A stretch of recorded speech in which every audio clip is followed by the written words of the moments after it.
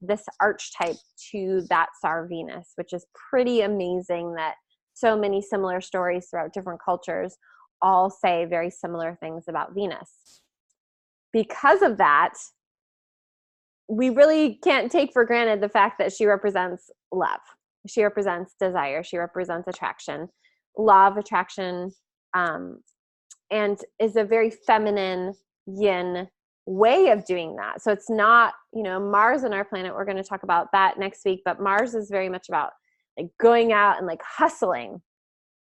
And Venus is about alignment and aligning ourselves and being in our magnetism to attract things to us. So it's not something that you can really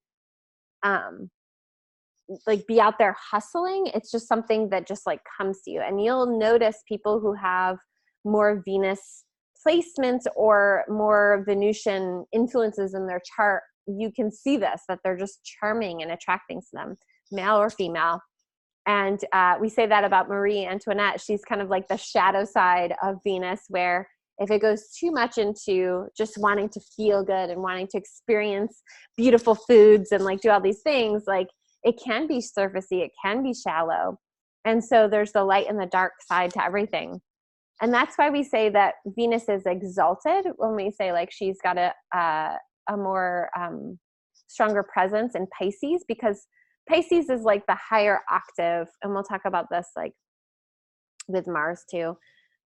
Neptune is like the higher octave of Venus. And when we say that, we just mean, if you think about Pisces is a very spiritual sense, a very much more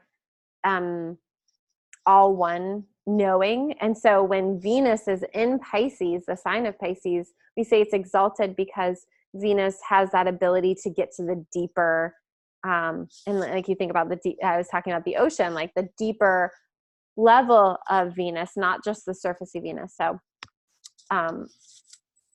when Venus is in its fall, it's in Virgo, which if you think about Virgo is very mercurial and overactive mind. And so that's where our heads can get in the way of our hearts, right?